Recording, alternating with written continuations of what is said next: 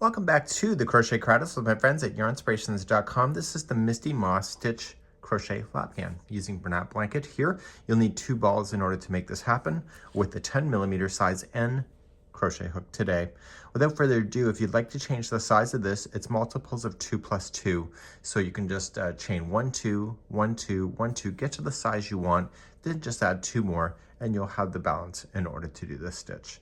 So let's begin this, and this is a nice easy repeat throughout the whole.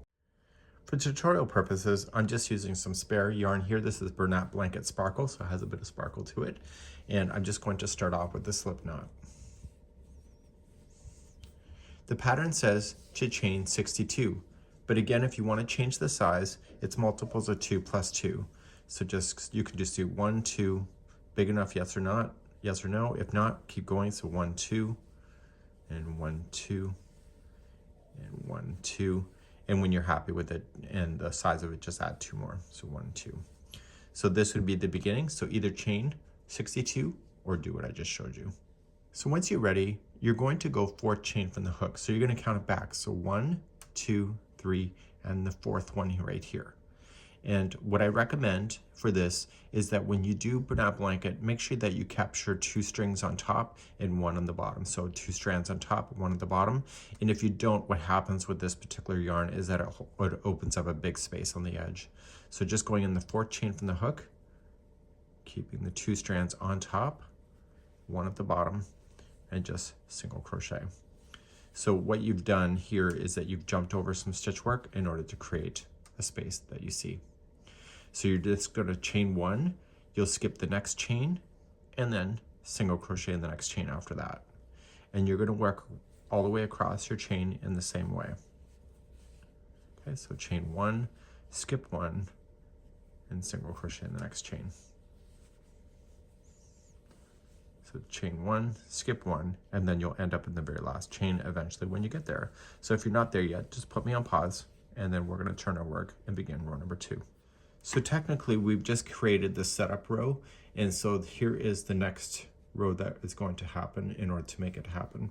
So the next row that I'm about to show you is going to be the same every time. So you're just going to chain up 2, 1 and 2.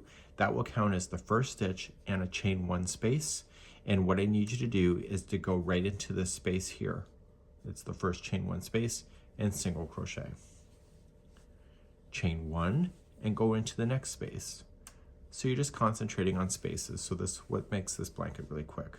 So chain 1, skip 1, go into the next space, and you're going to do this all the way to the edge, and I'll show you how to finish out the edge in a second. And on the edge, you're just going to go right into the space. Okay, and that just finished that off. So to do another row, just start how I just showed you. So chain 1, 2, and come right into the first space. Single crochet, chain 1, go into the next space, chain 1, next space, chain 1, and come into the last space and turn. So turn around, same thing, chain 2, come into the next space. And that's all you're going to do, back and forth on your whole project until you're satisfied. So this is a nice easy way to be able to use up some of that Granite blanket that you have, or if you have some ideas when you see it at the store, to be able to really pound it out really quite quick, just in case somebody surprises you and you need to have a gift. Let's talk about casting off or finishing off. So the pattern says to go to 40 inches tall, and then you're done. So once you're ready for that, you just have to trim your yarn and then just pull it through. So you'll need 2 balls in order to make this pattern work. And so then just put this into a tapestry needle in order to hide in the ends. So you want to be really quite careful when you do this. So because it's a thicker yarn, it has the opportunity to kind of pop out. So I recommend not just going 3 times back and forth, but go 5 times. The first time you pull through though, don't over tighten it to the point where it's changing the shape, and go through a second time. Go through a different path. Again, this is the 3rd.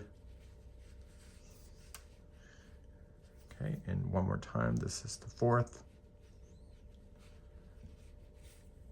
And finally, the 5th time. Okay, so it should hold now. It's back and forth a total of 5 times. And then what you can just do is pull on it tight, and then you can just safely trim it down. And so any loose ends that you'll have, I recommend doing that, and you can see it still has its beautiful shape that you're familiar with. This is the Misty Moss Crochet Lapghan by yarnspirations.com.